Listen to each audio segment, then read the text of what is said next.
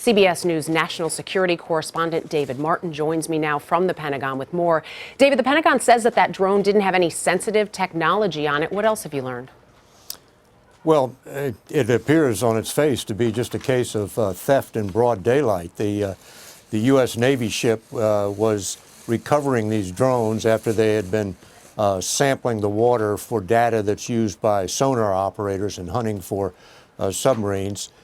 So the drones were on the surface of the water when this Chinese Navy ship sails up, puts a small boat in the water, and seizes one of the drones and sails off into the distance, ignoring radio calls to return the drone.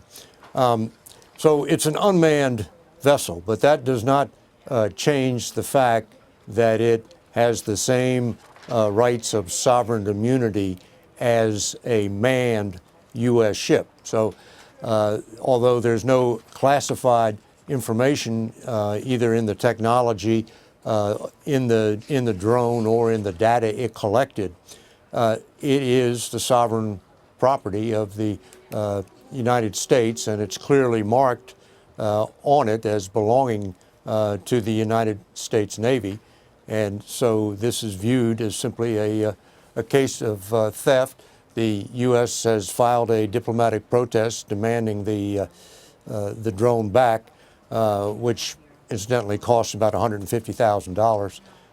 But so far, we know of no response from the Chinese. And David, you said there's no sensitive information there. Any idea then why China would want to take this drone? Well, it's the South China Sea, and there's this constant sort of shoving match between a number of navies out there over who is the dominant power in the South China Sea.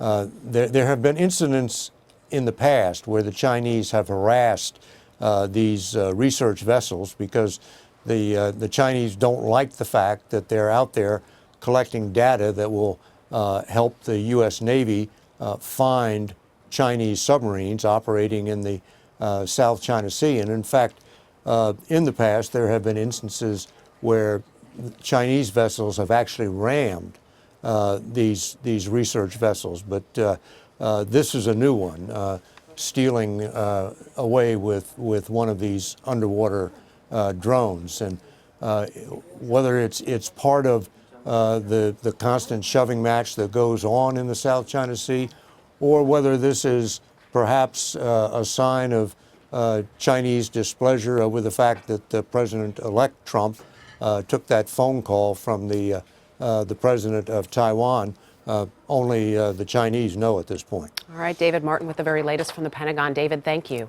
Sure thing.